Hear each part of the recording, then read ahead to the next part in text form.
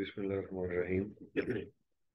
आज का हमारा पहला लेक्चर है जी पीएमएस पंजाबी का, जिसमें हमारे पास अगर सिलेबस के अंदर देखें तो हमारे पास पहले 5 शायर हैं जो कि कदीम शायरी के अंदर आते हैं। उनके अंदर पहले बाबा फरीद हैं, दूसरे शाह हुसैन हैं, तीसरे बुल्ले शाह सरकार हैं, चौथे शायर जो हैं वो सुल्तान बाहू हैं और पांचवें शायर ख्वाजा गुलाम फरीद हैं। इनमें से अगर आप देखें तो पेपर के अंदर आपको दो शोरा के क्वेश्चन पूछे जाएंगे। जिस तरह ये पहला ही सवाल है, सवाल नंबर 1, थले दिते शेरी टुकड़ियां विचों किसी एक दी तशरीह इंज करो कि शायर दे फिक्र ते फानियां परतां खुल के सामने आ जाਣ। ਉਹਨੇ ਤੇ ਤੁਹਾਡੇ ਕੋਲ ਦੋ ਚੁਆਇਸ ਨੇ, ਇੱਕ ਅਲਿਫ ਤੇ ਇੱਕ ਬੇ। ਜਾਂ ਤੁਸੀਂ ਇਸ ਸ਼ਾਇਰ ਨੂੰ ਤਸ਼ਰੀਹ ਕਰਦੇ ਹੋ ਜਾਂ ਤੁਸੀਂ ਇਸ ਸ਼ਾਇਰ ਦੇ ਸ਼ਾਰ ਦੀ ਤਸ਼ਰੀਹ ਕਰਦੇ ਹੋ। ਇੱਥੋਂ ਸਾਨੂੰ ਸਮਝ ਆਉਂਦੀ ਜੀ ਕਿ ਅਸੀਂ ਪੰਜ ਦੇ ਵਿੱਚੋਂ ਇੱਕ ਸ਼ਾਇਰ ਅਸੀਂ ਸਕਿਪ ਕਰ ਸਕਦੇ ਹਾਂ। ਇਨ ਕੇਸ ਅਗਰ ਖਾਜਾ ਗੁਲਾਮ ਫਰੀਦ ਅਸੀਂ ਨਹੀਂ ਪੜ੍ਹਦੇ ਤਾਂ ਖਾਜਾ ਗੁਲਾਮ ਫਰੀਦ ਦੇ ਸ਼ਾਰ ਆ ਵੀ ਜਾਣ ਤੇ ਅਸੀਂ ਉਹ ਸਕਿਪ ਕਰ ਦਿਆਂਗੇ। ਬਾਕੀ ਜਿਹੜੇ ਚਾਰ ਸ਼ਾਇਰ ਅਸੀਂ ਯਾਦ ਕੀਤੇ ਹੋਣਗੇ ਉਹਨਾਂ ਦੇ ਸਾਨੂੰ ਸ਼ਾਰ ਲਾਜ਼ਮੀ ਆਉਂਦੇ ਹੋਣਗੇ। ਉਸ ਤੋਂ ਬਾਅਦ ਸਾਡਾ ਹੁਣ ਅਸੀਂ ਵੇਖਦੇ ਹਾਂ ਕਿ ਇਹਨੂੰ ਅਸੀਂ ਤਸ਼ਰੀਹ ਕਿਸ ਤਰੀਕੇ ਨਾਲ ਕਰਨੀ ਹੈ। 20 ਨੰਬਰ ਦਾ ਸਵਾਲ ਹੈ। 2017 ਤੱਕ ਇਹ ਕੁਐਸਚਨ ਜਿਹੜਾ ਸੀ 30 ਨੰਬਰ ਦਾ ਸੀ, ਲੇਕਿਨ ਇਸ ਟਾਈਮ ਇਹ ਕੁਐਸਚਨ ਜਿਹੜਾ ਉਹ 20 ਨੰਬਰ ਦਾ ਹੋ ਗਿਆ। ਤੇ ਅਸੀਂ ਹੁਣ ਵੇਖਦੇ ਹਾਂ ਕਿ ਇਹਦੇ ਚ ਕਿਸ ਤਰੀਕੇ ਨਾਲ ਸਾਨੂੰ ਡਿਵੀਜ਼ਨ ਕਰਨੀ ਕਿ 20 ਚੋਂ ਅਸੀਂ ਮੈਕਸਿਮਮ ਨੰਬਰ ਲੈ ਸਕੀਏ। ਪੀਪੀਐਸਸੀ ਨੇ ਕੋਈ ਫਾਰਮੈਟ ਸਾਨੂੰ ਨਹੀਂ ਦਿੱਤਾ, ਲਿਹਾਜ਼ਾ ਇਹ ਤੁਹਾਡੀ ਆਪਣੀ ਹੀ ਸੋਚ ਹੈ, ਆਪਣਾ ਐਕਸਪੀਰੀਅੰਸ ਹੈ ਕਿ ਤੁਸੀਂ ਕਿਸ ਤਰੀਕੇ ਦੇ ਨਾਲ ਇਸ ਕੁਐਸਚਨ ਨੂੰ ਅਟੈਂਡ ਕਰਦੇ ਹੋ ਤਾਂ ਕਿ ਤੁਹਾਨੂੰ 20 ਚੋਂ मैक्सिमम मार्क्स ਤੁਸੀਂ ਲੈ सकते हो। इसके अंदर मैं जो तरीकाकार अपनाया था मैंने वो ये था कि आप 20 में से 4 या 5 नंबर का शायर का तारुफ ज़हन में रखें कि आपने चारों शायरों का तारुफ जो है वो याद रखना है कि वो उनकी डेट ऑफ बर्थ क्या थी, उनके वालिद का नाम, उनके फैमिली बैकग्राउंड आ जाएगा। उसके बाद उन्होंने कहाँ से तालीम हासिल की और उसके बाद उन्होंने जॉब्स कहाँ पे की और उनके जो मेन मेन पॉइंट्स है वो हम 2 पेज के हम सबसे पहले एग्जामिनर को शो करेंगे, ताकि उसमें मुझे ये लगता है कि 5 नंबर का हमें तारुफ शायर का देना चाहिए। उसके बाद बाकी जो 15 नंबर होंगे वो हम अशार की तशरीह के लिए रखेंगे। और अब ये देखें, 1 2 3 4 5 6 शेर आए हैं और ये हैं कहे हुसैन फकीर माना शो मिले ता थीवा नहाल। तो ये शाह हुसैन के अशार हैं। और इसमें आप देखें तो आप आपके पास 6 शेर हैं, तो आप 15 नंबर के लिए इनको अटेम्प्ट करेंगे। या तो आप इसको सिंगल जो शेर है वो लिख के उसको उसकी तशरीह कर दें, लेकिन बेहतर यह है कि आप इनके चार चार मिसरे जो है ना इनको इकट्ठा करके इनकी तशरीह करें, वो आपके लिए आसान भी होगा। और तशरीह करने के लिए एक चीज़ मैं आपको बता दूं कि आपने सिर्फ और सिर्फ इसमें से हेडिंग्स निकालनी है और हेडिंग्स निकाल के आपने अपनी तशरीह जो है वो कंप्लीट कर देनी है।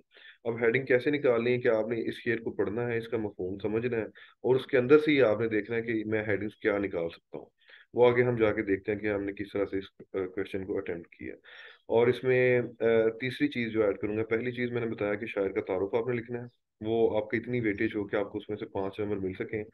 फिर आपने अशार के 6 शेर आते हैं, 8 आते हैं, 4 आएंगे तो आप सिंगल सिंगल शेर की तशरीह करें। अगर 6 आते हैं तो आप उनको इकट्ठा कर दें, दो दो शेर लेके तो उनकी तशरीह कर दें। अगर 8 आते हैं तो फिर भी आप उनके बंद बना लें, बंद बना के उनकी तशरीह कर दें। अब इसमें तीसरी चीज जो सबसे इम्पोर्टेंट है वो ये है कि आपने इन अशार के अलावा शायर के 10 10 शेर आपने याद करने हैं। 10 शेर बाबा फरीद की याद कर लें, 10 शेर शाह हुसैन की याद कर लें, 10 शेर जो हैं वो आप बुल्ले शाह सरकार की याद कर लें, 10 शेर जो हैं वो सुल्तानुल आरफीन के याद कर लें। जब आपने इन अशार को तशरीह कर रहे हो ना जो आपको पेपर के अंदर पूछे गए हैं, तो आपने इनके जो बाकी 10 10 शेर आपने घर से याद करके जब आप गए होंगे तो आपने उनको एज ए रेफरेंस कोड करना है। तो सिर्फ और सिर्फ इस क्वेश्चन को अटेम्प्ट करने के लिए इस पूरे पोर्शन में से 20 नंबर लेने के लिए आपके पास 3 चीजें हैं। मैं उनको दोबारा रिपीट कर रहा हूँ। एक, शायर का तारुफ, 2 पेज का एटलीस्ट, उसको प्रेजेंट करने का तरीका भी मैं आपको बता देता हूँ। सेकंड नंबर पे आपने इन अशार को तशरीह करना है, इनमें से हेडिंग्स निकाल के, वो भी अभी आपको मैं दिखा देता हूँ।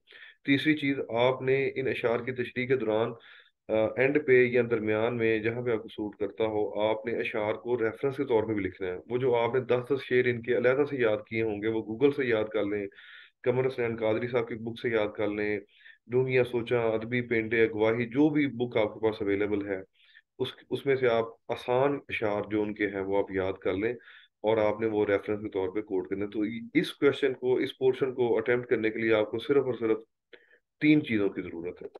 अब हम आगे चलते हैं जी, अपना देखते हैं अब हम पहले ये वाला पोर्शन करेंगे, ये जो पेपर 2020 के अंदर आ चुका है। अब इसमें देखें, ये वाला जो शेर है ना, ये है बाबा फरीद के। जिन लोई जग मोया सह लोई मैं डेठ कज्जल रेखना सेंधियां से पंखी सोए हेठ, वो कहंदियां चकेंदियां मती देंदियां नित, जो शैतान वजाया से कित फेरे चित, शक्कर खंड खंड निवात गुड़ माखियो माजा दूध, सबे वसु मिठियां रब ना पुचन तुद। अब इसके अंदर बच्चे ही पूछते हैं कि सर इनकी अल्फाज का हमें नहीं पता, तो मैं आपको एक बात बता दूं, अगर अभी हम इनका जब तारुफ पढ़ेंगे तो आपको पता चलेगा कि बाबा फरीद जो है वो तकरीबन 1000 साल या 1100 साल पहले गुजर चुके हैं। तो 1000 साल पहले जो पंजाबी थी वो हमें समझ नहीं आ सकती, इसलिए जो उस टाइम के अल्फाज हैं उनको सिर्फ हमने उनका मफहूम समझ लें कि आपको शेर को पढ़ने के बाद एक दो दफा उसको पढ़ें और आपको थोड़ी बहुत उसकी अंडरस्टैंडिंग हो जाए कि ये किसके मुतलका शेर है। इस शेर के अंदर उन्होंने मियाना रवि के बारे में बात की है, इस शेर के अंदर उन्होंने अक्कड़ की नफी का बयान दिया है, इस शेर के अंदर उन्होंने अल्लाह ताला की याद का बयान दिया है। अब ये अल्फाज जो है, इसके लिए आपको फार्मूला बता दूं कि कमर हसनैन कादरी की आप जो किताब ले लें उसके अंदर इनके 50-60 शेर लिखे हुए हैं, और वही शेर तकरीबन पीपीएससी ही उनमें से उठा रहा होता है। आप उन अशार को एक दफा समझ लें, एक दफा उनको गो थ्रू कर लें, और उन्हीं के अशार में से जो आपको आसान लगते हैं वो 10 शेर आप उनको रट्टा लगा लें। लोई कहते हैं आंख को, जग मोया कि जिन आंखों ने जग को मोया यानी कि अपने पीछे लगाया, सह लोई मैं डेढ़, और उन आंखों को मैंने देखा। कज्जल रेखना सेंधियां, कज्जल रेखना सेंधियां का मतलब है कि जो सुरमेदानी की सिलाई है वो भी उन आंखों में चुभती थी। से पंखी सोए हेठ, पंखी कहते हैं परिंदों को, और आज उन्हीं आंखों के अंदर परिंदे सोए बैठे हैं। इस शेर की तशरीह आगे जाके हम देखते हैं कि हमने कैसे की। अच्छा, ये एक स्टाइल है जी मेरा, तीसरी अटेम्प्ट के अंदर ये हुआ कि मैंने हर क्वेश्चन से पहले उसकी आउटलाइन बनाई, उसका खाका बनाया। पंजाबी में हम उसको खाका कहेंगे, उर्दू में खाका कहेंगे, और जो बाकी आपके पेपर हैं जो इंग्लिश में आते तो उसके लिए हम आउटलाइन का वर्ड यूज करेंगे। वही सवाल की स्टेटमेंट के थिल्ले देते हुए शेरी टुकड़े में जो किसी एक दी तशरीह इंज करो कि शायद ये फिक्र तफानी पड़ता खुल के सामने आ जाए। अजोदन दे पीर दा तारफ मुढ़दी तलीम बाबा फरीद दे बुजुर्गां दे जाती गान शकर दे मुर्शद दा तारुफ आला इलम वास्ते कीते गए जतन दादा मुर्शद नाल मुलाकात। अब ये वाला जो पोर्शन है 1.7 तक जो सब हेडिंग मैंने बनाई है, वन इसकी मेन हेडिंग थी अजोदन दे पीर दा तारुफ। अजोदन कहते हैं पाकपतन को, तो एग्जामिनर के लिए ये आई कैचिंग होगा कि आप यहाँ भी लिख सकते थे कि बाबा फरीद दा तारुफ, आप लिख सकते थे पाकपतन दे पीर दा तारुफ, लेकिन जो पाकपतन का पुराना नाम था अजोदन आपने वो लिख दिया, तो एग्जामिनर को पता चल गया कि इस बच्चे को तो अगली बातों का भी पता है। अब मुढ़ली तलीम मुढ़ कहते हैं जड़ को, बेसिक एजुकेशन बाबा फरीद बुजुर्गां दे झाती झाती मल के नजर डालना, गन शकर दे मुर्शद दा तारुफ, आला इलम वास्ते कीते जतन जतन मकैफर्ड, दादा मुर्शद नाल मुलाकात, बाबा जी दी लिखी हुई किताबां, बाबा फरीद दा विछड़न दा वेला, यानी कि ये इनकी डेट ऑफ डेथ होगी। अब इसमें आप ऐड कर सकते हैं, इसमें कुछ आप डिलीट करना चाहें डिलीट कर सकते हैं, लेकिन ये आपका जो इंट्रोडक्शन है ये 5 नंबर के लिए होगा, और ये आपने कम अज कम 2 पेज तक, 1.5 से 2 पेज आपने पेपर के अंदर इसको लिखना है।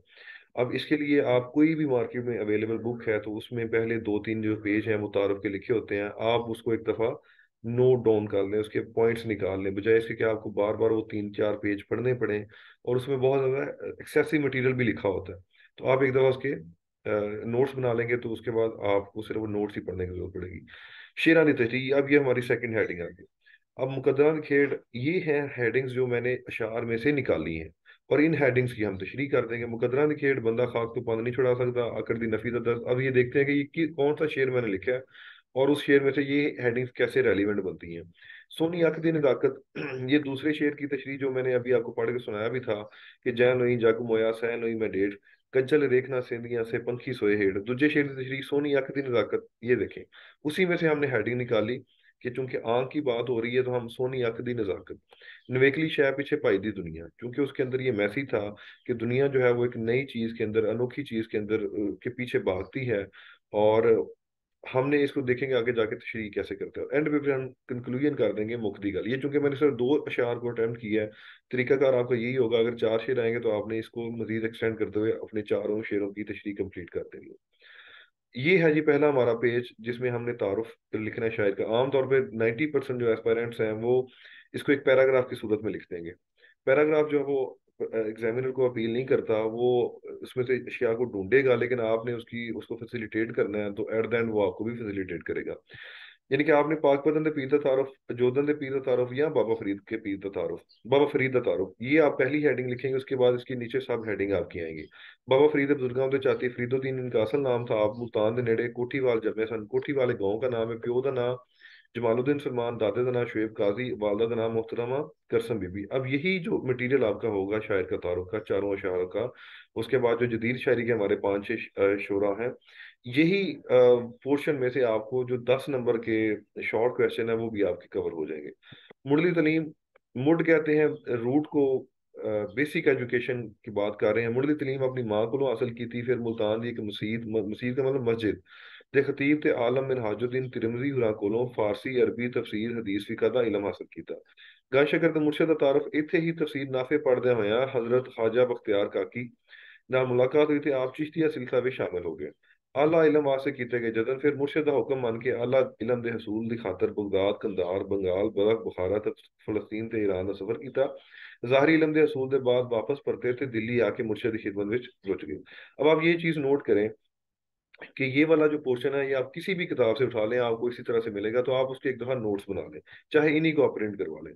दादा मुर्शिद नाल मुलाकात दिल्ली विच आपकी मुलाकात आपके दादा पीर नाल हुई, जो कि ख्वाजा मोइनुद्दीन चिश्ती सन। आप दिल्ली विच गजनिया दरवाजे के नेड़े एक बुर्ज विच मुजाहिद ते रियादत विच रुज गए।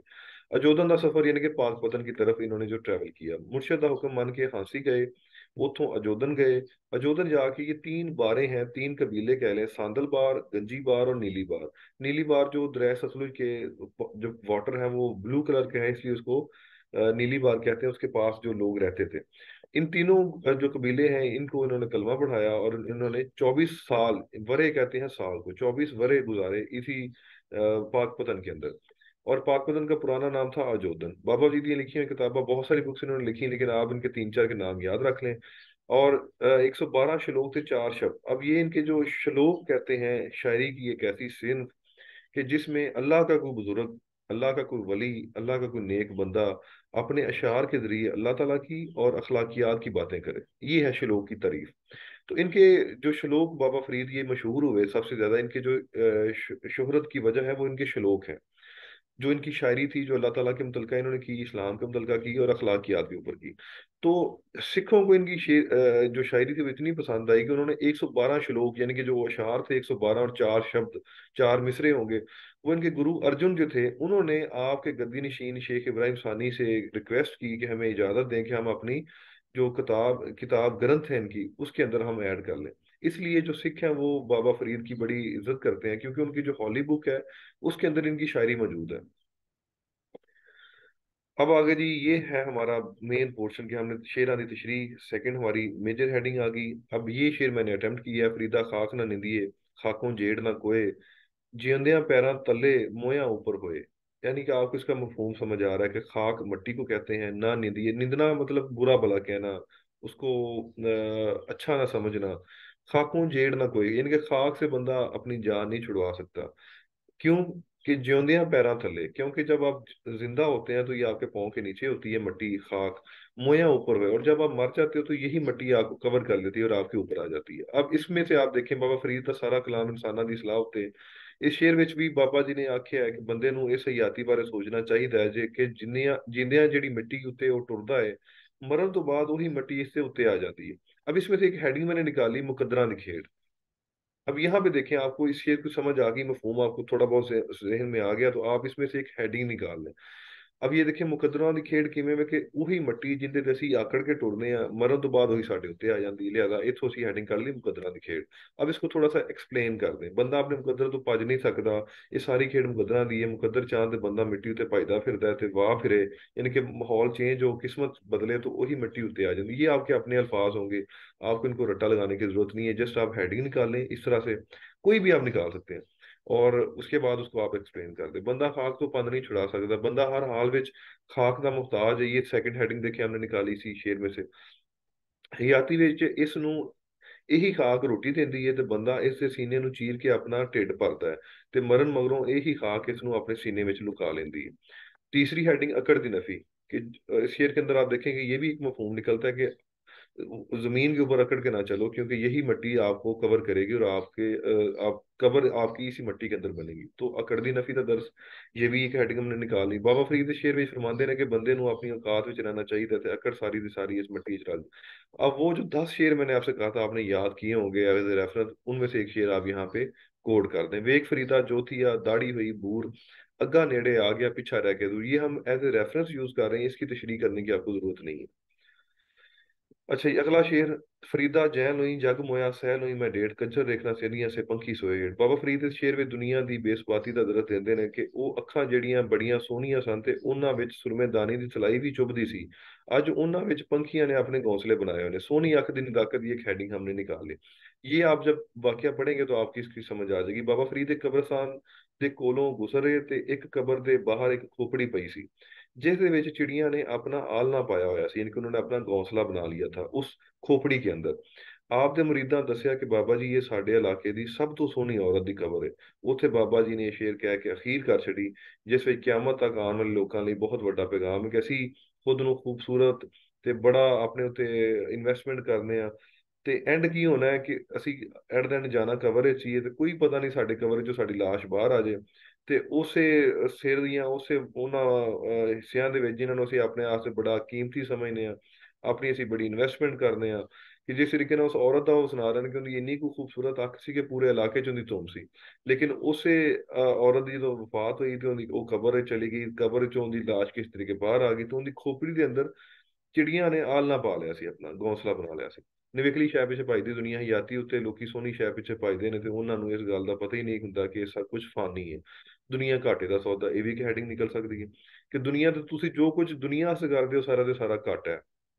ਬਾਬਾ ਫਰੀਦ ਫਰਮਾਉਂਦੇ ਨੇ ਕਿ ਦੁਨੀਆ ਨੇ ਹਮੇਸ਼ਾ ਘਾਟੇ ਦਾ ਸੌਦਾ ਕੀਤਾ ਹੈ, ਦੁਨੀਆ ਚਮਕ ਦੀ ਸ਼ੈ ਵੱਲ ਭਜਦੀ ਹੈ ਤੇ ਪਤਾ ਨਹੀਂ ਜੇ ਇਸ ਦਾ ਅਖੀਰ ਕੀ ਹੁੰਦਾ ਹੈ। ਫਰੀਦਾ कोठे मंड माड़ियां उसारेंदे भी गया, कूड़ा सौदा कर गया तो गोइयां गोई कहते हैं कब्र को। फरीदा कोठे मंडप माड़ियां, ये हमारा रेफरेंस के तौर पे शेर है, लेकिन मैं आपको इसको समझा देता हूँ कि कोठे मतलब कि बड़े घर, महलात, मंडप माड़ियां जिनके ऊपर आप सफर करते हैं। उस टाइम पे आप बाबा जी फरीद के दौर में बात करेंगे तो घोड़े की मिसाल देंगे।